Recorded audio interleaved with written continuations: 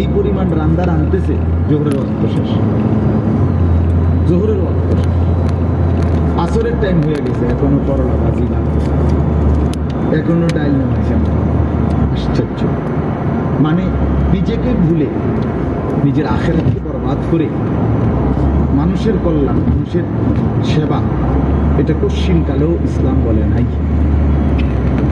ইয়া আইয়ুহাল্লাযীনা আমানু কু আনফুসাকুম ওয়া আহলিকুম। আল্লাহ তাআলা বলেন, হে ঈমানদারগণ, তোমরা সকলেই নিজেকে এবং পরিবারের সদস্যদেরকে জাহান্নামের আগুন থেকে বাঁচাও। তাহলে নিজেকে বাঁচাও এবং পরিবারের সদস্যদেরকে বাঁচাও। তাহলে নিজেকে বাদ দিয়া বলছে, কি বলে, নিজেকে বাদ দিয়া বলছে। তাইলে বেচারা অটো চালায়, সিএনজি চালায়, দোকানদারি করে, এই ব্যস্ততায় সারাদিন মিলাইয়া 500-600 টাকা, 1000 খানিক টাকা মিলাইতে গিয়ে এক ওয়াক্ত নামাজ পড়ে। কেন এত কষ্ট করে? বউ বাচ্চা। আরে বেউকুফ, নিজেরে বললে কেন? নিজেরে বললেন কেন? এই জন্য আল্লাহ তাআলা কোরআনুল কারীমের মধ্যে বলছে, মুমিন উভয়টার মধ্যে সমন্বয় করবে। ইল্লাল্লাযীনা আমানু ওয়া আমিলুস সালিহাত। আল্লাহ তাআলা বলেন, যে ব্যক্তি পূর্ণ ঈমানদার হলো, মানে নিজেকে পূর্ণ ঈমানওয়ালা বানাইল, ওয়া আমিলুস সালিহাত, এবং সমস্ত নেক আমল করলো, এরপরে ওয়া তাওয়াসাউ বিল হক, অন্যকে ঈমানের দাওয়াত দিল, ওয়া তাওয়াসাউ বিস সাবর, এবং অন্যকে নেক আমলের দাওয়াত দিল। তাহলে প্রথমত নিজের ঈমান ঠিক করলো, নিজের নেক আমল ঠিক করলো, তৃতীয়ত হলো অন্যকে ঈমানের দাওয়াত দিল, অন্যকে নেক আমলের দাওয়াত দিল। আল্লাহ তাআলা বলে, এই চারটা জিনিস যার একত্র হলো, আখিরাতের ক্ষতি বরবাদি থেকে সে বেঁচে গেল। সে কি করলো? বেঁচে গেল। বলে নিজেকে বাদ দিয়ে, কথা বলেন না, নিজেকে বাদ দিয়ে, কথাটা জরুরি, এই কথাটা জরুরি। আমার একদিন একজনে বলতেছে যে, হুজুর আপনারা যেরকম নামাজ রোজা করে ভালো কাজ করেন, আমরাও তো মেল মিটিং দেন, দরবার, হ্যাঁ, সর্দারি মাতব্বরি করি, মানুষের লোকে মীমাংসা করে দেয়, এটাও তো কত বড় সোয়াবের কাজ। তার মানে উনি বুঝাইতে চাইতেছে আমরা এই সোয়াবের কাম করতাম কারণেই নামাজ পড়তেন। আমি এত বড় সোয়াবের কাজ করার কারণে উনি নামাজের টাইম। পাগল কোথাকার, এটা হইল কথা? এটা কি বললাম? তোমারে বুঝি বলছি আল্লাহ তাআলা যে মেল মিটিং করলে আর নামাজ দেও দুইটা সমান সমান, যে কেউ যদি নামাজ পড়ে তাইলে যেই নেকি, মেল মিটিং করলেও সেই নেকি, কাজে যার যেটা ভালো লাগে নাকি? এইটা নিয়ে কথা ভাই বলে।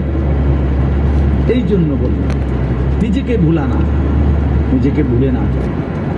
ছেলেপেলেরা আপনার নিজেকে ভুলে গেছে, আত্মভোলা হয়ে গেছে। এবং আল্লাহ তাআলার সবচেয়ে বড় অভিশাপ, কোন বান্দার উপরে আল্লাহ তাআলার সবচেয়ে বড় লানত, আল্লাহ তাআলা কোন বান্দার উপরে সবচেয়ে বেশি রাগ করেন, এটা বোঝা যায় কখন? যে আল্লাহ তার উপরে প্রচন্ড রাগ করছে। এটা কখন বোঝা যায়? যখন আল্লাহ তাআলা কাউকে আত্মভোলা বানিয়ে দেয়।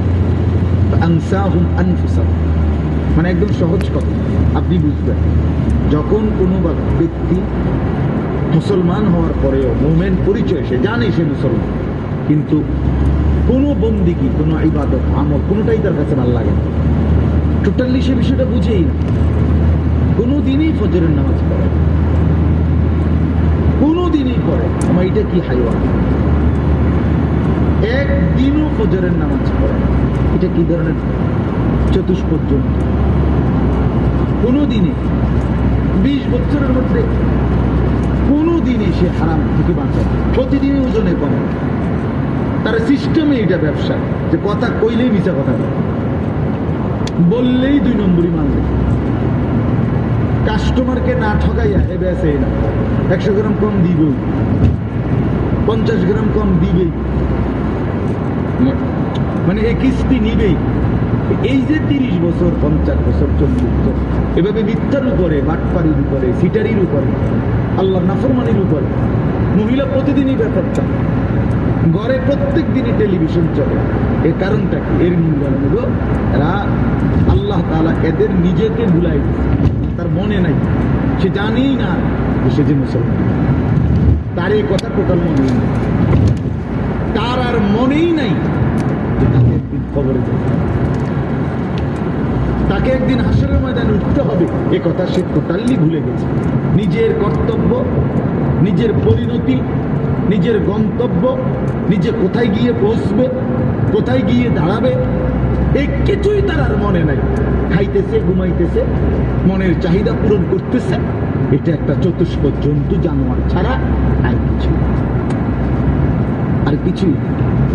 আল্লাহ তাআলা তারে নিজেকে ভুলাই দিছে, সে নিজের ভালো, নিজের কল্যাণ এটাই বুঝে না, এটাই বুঝে না, এটাই বুঝে না। নাহলে আমি নিশ্চিত আমি হারাম রোজগার করলে আমি জাহান্নামে যাব বেটা, আমি জাহান্নামে যাইয়া তুই ভূতেরে ভাত খাওয়াইতে হবে, আমি এত ঠেকা পড়লাম কেন? আমারে কে বলছে এটা? কোন দেশের আইন এটা? কি আল্লাহর আইন না রাষ্ট্রের আইন যে তুমি হালাল হোক হারাম হোক? Alzheimer's is a terrible disease, affecting 1 out of 9 people over 65. মানুষের মাথার বাড়ি দিয়ে